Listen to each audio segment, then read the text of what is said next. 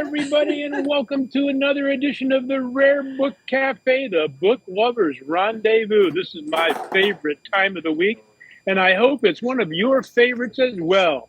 This is the Rare Book Cafe Coffee Break Edition, and this week I actually have a cup of coffee with my co-host Lee Linn from Ridge Books in Calhoun, Georgia. Hello, Lee. Hello, Ed. It's good to see you. Where are you this week? At the art? I'm at the Art Center in Calhoun. We're getting ready for our Festival of Trees. I know it doesn't seem like Christmas yet, but our festival opens next week, or week after next. So I've been busy decorating Christmas trees. It's not even Halloween yet. I know. We started in August. Oh, my goodness. So. And one of our favorite repeat guests, Gigi Best from the Best Richardson Diaspora Literature and Culture Museum in St. Augustine, Florida. Hello, Gigi. Hi, how you doing? You are looking fine today, Gigi. You look like the American hero Ruth Bader Ginsburg. What's that you're wearing around your shoulders? This is actually cowrie shells. And they're from Africa. This particular piece is from Ghana. And many centuries ago, the Africans used to use the cowrie shells as money. Mm-hmm. Yes, so you could buy things with them, and then they also use them in decoration. You'll see them in the hair, or on hats in different places. So you look pretty rich this morning. Yeah, yes. Judging from the number you have around your neck, you can buy yourself a couple of politicians. Yes, this evening we're going to Fort Mose. Oh, okay. And they're having a membership dinner, so we're going to that as soon as we close the store. So that's all right, really folks. Nice. This week. Yeah, thank you, Gigi. This week, folks, our edition is about the Harlem Renaissance. And I'm going to let most of the conversation be carried by Gigi and Lee, because, frankly, I don't know a lot about the Harlem Renaissance. I haven't handled many books from that era, though I do enjoy the poems of some of the authors. But tell us what you got going on there, Gigi. Well, one of the things is that the Harlem Renaissance is my favorite period and genre, and it was considered a literary mecca, and it was when a lot of famous writers of African descent were in, not only writers, but artists, musicians. It was just, they called it a Renaissance. Activists. But yes, all different people. And so a lot of very famous authors. And also that was a time when the Schomburg gentleman, he was there, Arthur Schomburg, Zora Neale Hurston, Langston Hughes, Paul Laurence Dunbar. There were so many writers and just people of a lot of talent that were in the Harlem Renaissance at that time, in the 20s and 30s. And not just writers, but musicians. Yes, I did Louis say Armstrong, musicians. Duke Ellington. Yes. The Cotton Club, of course, was a location that white people would come to hear jazz and to experience that music. And so in addition to books and that kind of stuff, we also can focus on records and sheet music, all of that as well. And we know who your favorite author from this period is, but why don't you tell us who your favorite author or authors from this period are? Langston Hughes and Zora Neale Hurston are my favorite. And it's hard to say because Paul Laurence Dunbar, I love him too. and Countee Cullen. So, Who died way too young. I think he was only 38 when he passed away, wasn't he? I'm not sure of his age, but I know he was young. Yeah. We lost him too soon. Now, Gigi, in my preparation for the show here, I did a little bit of research because I'm not that knowledgeable, as I said. And I found an interesting fact that Langston Hughes' grandfather was with John Brown at Harper's Ferry. And as a matter of fact, he was killed there. Yes. And it was not his biological grandfather. It was a man that his grandmother married. But the interesting thing is he said that he had a souvenir of a bullet-ridden blanket, and that's what he was wrapped up in. You know, like when he went to sleep at night, his grandmother would put that blanket on him. Wow. So you can see why he did, you know, like some of his radical poetry. I'm sure his grandmother told him a lot about, you know, what was going on and enslavement. And like you said, that's a little known fact. It really is. Yeah, well, I'm impressed that you found that out, Ed. Especially in your travels, yes. Well, I try to do my homework. Yeah, and we didn't mention where you are today. Oh, we didn't? Well, no, we didn't. This is a coffee break edition, and I'm having a cup of joe here at a corner cafe in Frankfurt, Germany. I hope to spend the weekend at the Frankfurt International Book Fair, probably one of the top 2 largest book fairs in the world every year. Wow. And we're looking forward to maybe some video from the fair. I'll take some video for a show in a week or two. Yeah, for a future one. And one reason that we were... Gigi, go ahead. No, I was just going to say one reason that we were focusing on Harlem Renaissance today is that we have the Boston Shadow Book Fair coming up next weekend, the 28th, and some of the material that I'm taking to the book fair to display are from Harlem Renaissance writers. And so we're going to take a look at those in a few minutes, but we wanted Gigi to give us a perspective on this whole time period and how important it was. And it wasn't just important during that, 15 years or so, but the influence of these writers and musicians and artists have carried over, you know, until now, and so many later writers were influenced by them as well. But it was an amazing period, Right. and has become one of my favorites as well, you know, to look at. And I was looking back as I was getting material together at how many items from the Harlem Renaissance I have carried and sold over, say, the last 15 or 20 years. And it was an amazing number. It really was. And so the interest in that period is still very strong among collectors and readers, of course.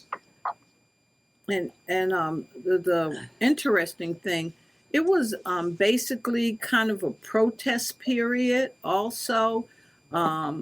There was a older generation of people in the Harlem Renaissance, which was like Paul Laurence Dunbar, and also I'm trying to think of his name. Oh, the writer that wrote Quest of the Silver Fleece, which was really surprising, but people didn't know. A lot of people didn't know that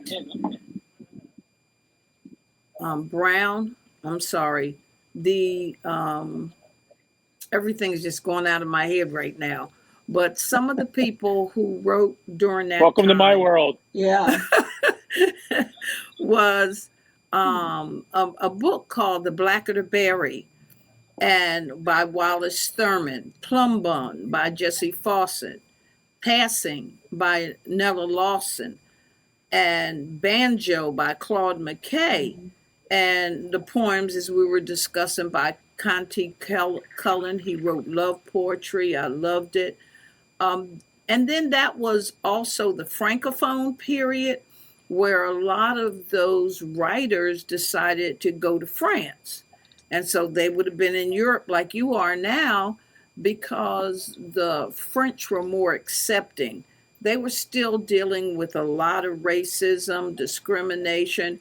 In fact, most of their works, they couldn't get put into hardback. Mm-hmm. A lot of their works were put into paperback. So some of them left and lived a certain period in France. And of course, this was true of musicians as well. You know, we've talked in the past about Roland Hayes, who was a star in Europe before he could ever get any recognition in the United States. And so this was certainly going on with these folks as well. Gigi, do you happen to have any artifacts there in your museum from that period, from any of the authors, anything other than books? No, I think mostly what I have from that period is books. Okay. Yeah. I had a crisis newspaper, but it hasn't been unpacked. And we haven't, we'll unpack a box and it's marked one thing and then we find out it's something else. Yeah. Well, we're looking forward to our tour of the new shop when you're complete. Yes. And I'm so excited. I came in this morning and just sitting and looking around at, the wealth of not only books, but artifacts, and a lot have been donated. I think we've had the day that Lee came, a person came and donated us several African artifacts. But what was really interesting was 2 days ago, a cousin came, and she's a distant cousin. We found each other on Ancestry, and I didn't know that she and her husband had been collecting our African artifacts for years. So they bought us some real beautiful, pieces, some to sell and some to display. Well, that's wonderful from a family aspect. Now, tell us a little bit more about the Crisis newspaper. I know Langston Hughes wrote for the newspaper at one point. What was its role in the movement? Well, its role was basically to educate people, to let people know what was going on, because your typical, I'll say, Anglo newspapers just didn't. Your New York Post and your New York Times. Yes, they didn't focus on the life of the people in the Renaissance. And a lot of them had Jewish support during that time.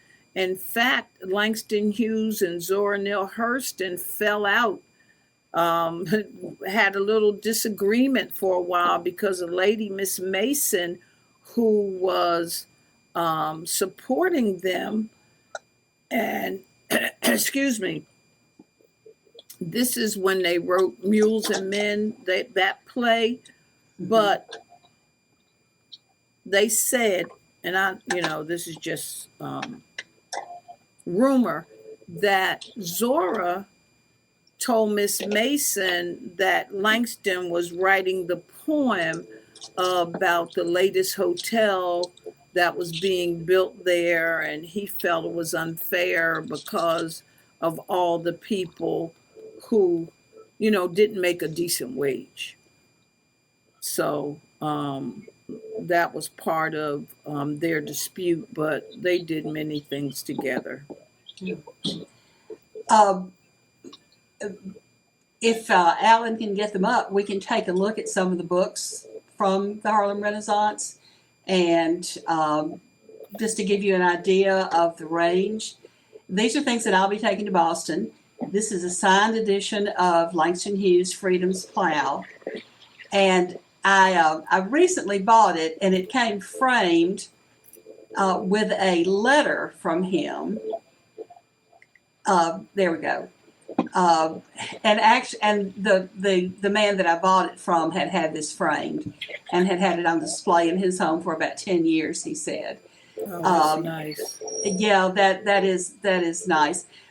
Most of those little copies of Freedom's Plow were signed, I think. The ones I've always seen have been. What about you, Gigi? You know, I haven't. I have some of his original works, but I don't have Freedom's Okay. Plow. I've had about 3 copies of it, and I think all of them have been signed. He has such a distinctive signature. His handwriting is really, really pretty. Yes, it is. As you can see, the next book. What do we have next? Okay. This is an example of the enduring quality of Hughes's work.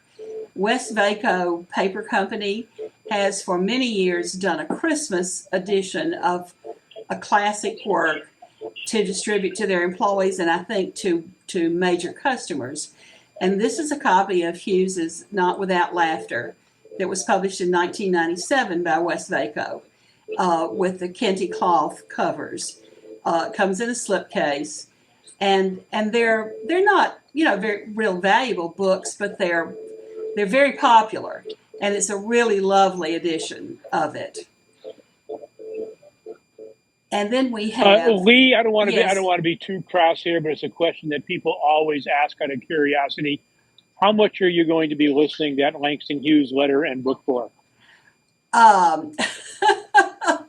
Well, I haven't decided on a final figure, but right around $2,000 Good for you.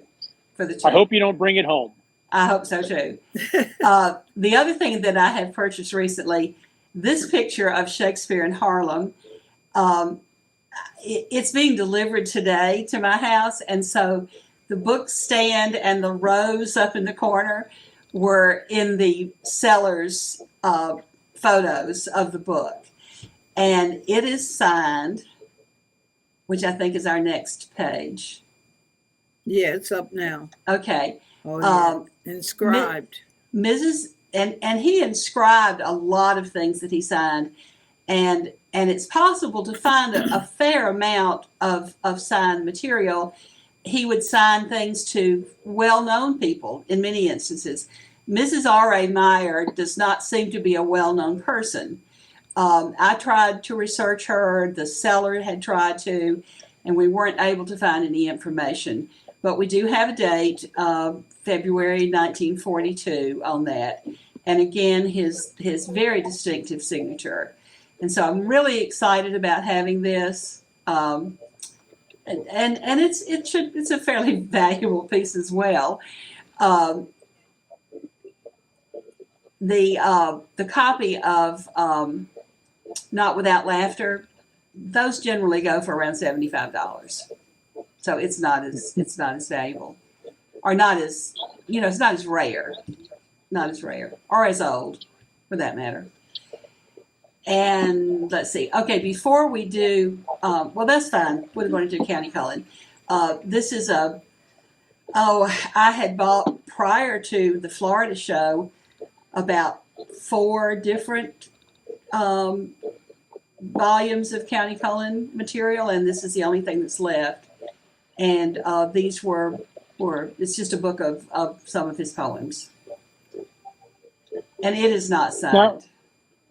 Now, Langston Hughes was very versatile as a writer. He wrote plays, he wrote short stories, he wrote 2 nonfiction books, but I think he's best known as a poet. Gigi, where do you think he excelled most? I would say his poetry, but we have books that he wrote with Arna Bontemps, right, who was a very famous writer. He actually did several books on African American history and famous people. So, I guess like Lee was saying, he was so multifaceted. But he did some books on African American personalities that were aimed at children, that were done for children. Yes. And compilations, edited compilations of poetry by other people.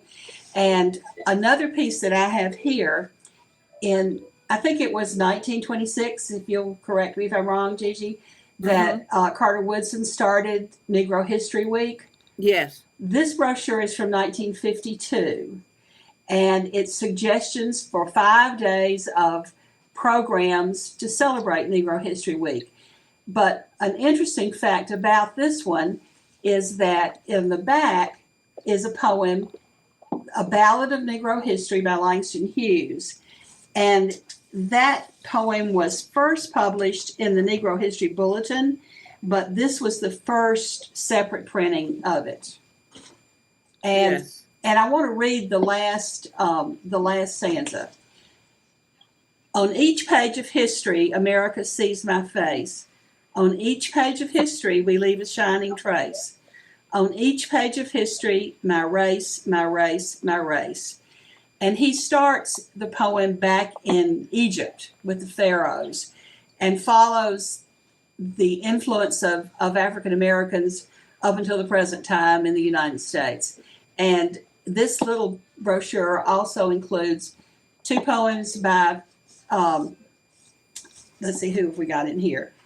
We've got 2 poems by Paul Laurence Dunbar. That's who I was going to say. Right, and we've got 2 by James Weldon Johnson, and a play with children acting it out by Nerissa Long Milton. Do you know who she was? No, I'm not I don't familiar either. with her. And but it's an interesting booklet, and I think fairly hard to find. But these were published yearly, and then of course, Negro History Week became Black History Month. But the original one went back to 1924 in Carter Woodson.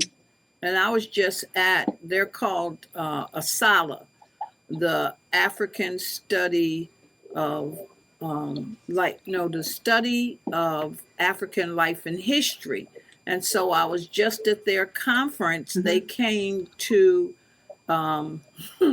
They came to Jacksonville because they disagreed with our governor. So it was a huge conference, people from all over, and it was just awesome, to be there at the ASALA and to know that Carter G. Woodson started this in 1926, and it's grown from a week to a month.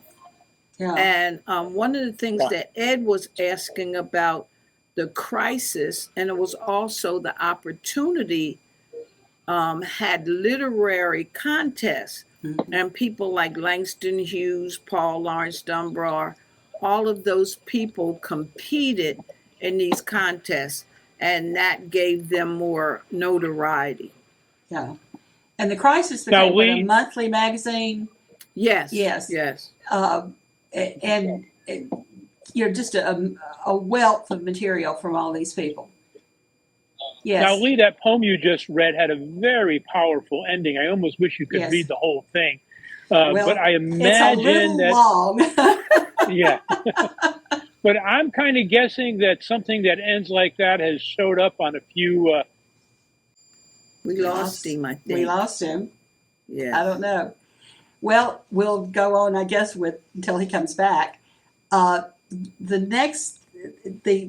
This really does it takes, like I said, it takes back to Egypt, Ethiopia, Ghana, and then goes on to Jamestown, which of course is something you're very interested in, to the Revolution, to the Civil War, people like Booker T. Washington and George Washington Carver. He mentions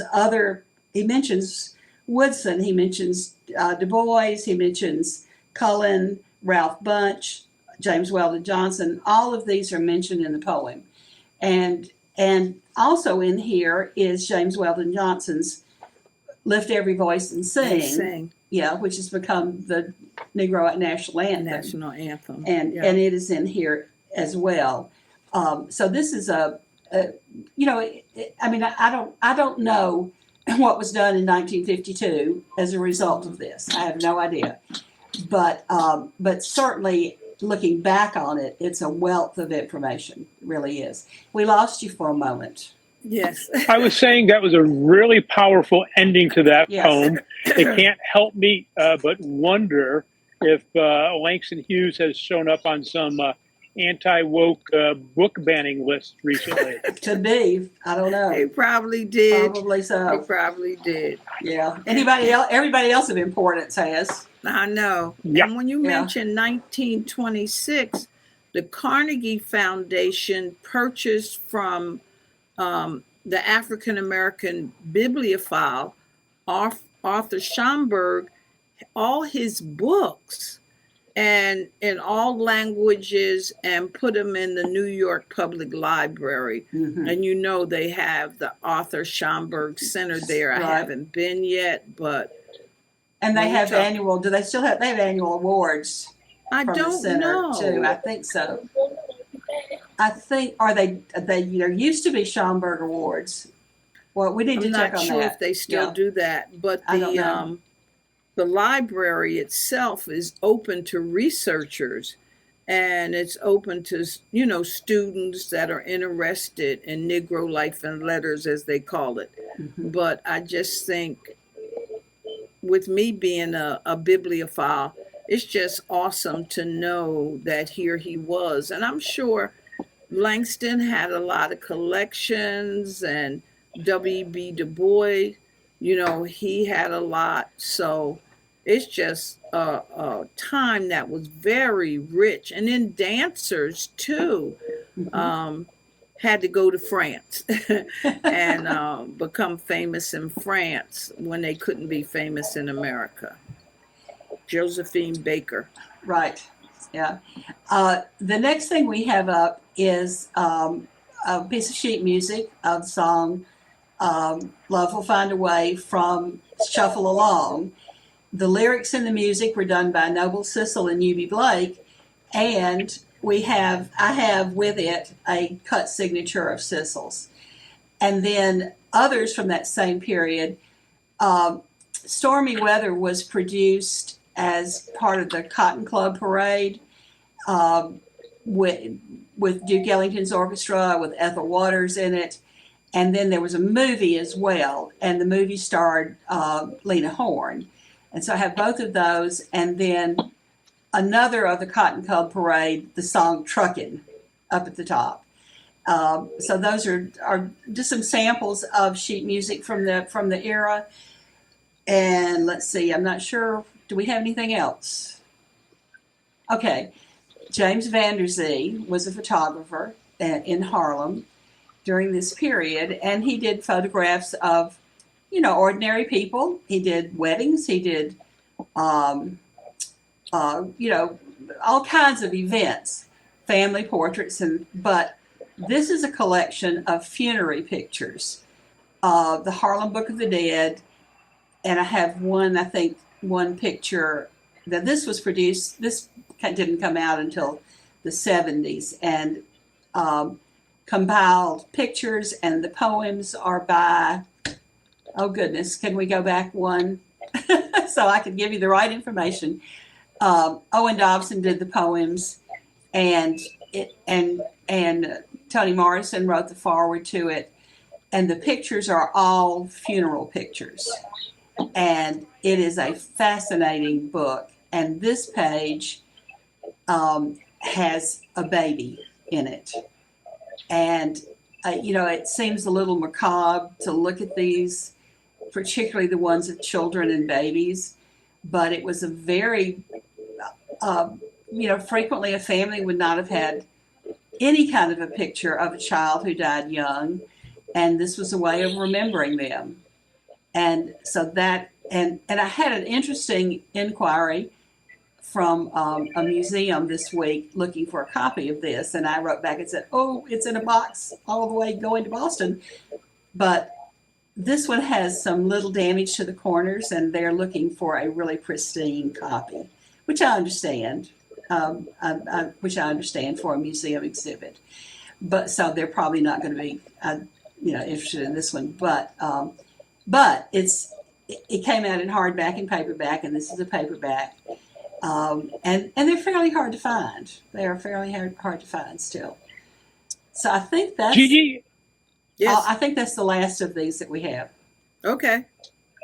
Okay, I want to ask Gigi one more question before we wrap up today. And the Harlem Renaissance is now almost 100 years ago. It is 100 years ago.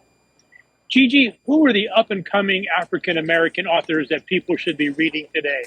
The current ones that are still alive and breathing and putting out some great material. Who would you recommend?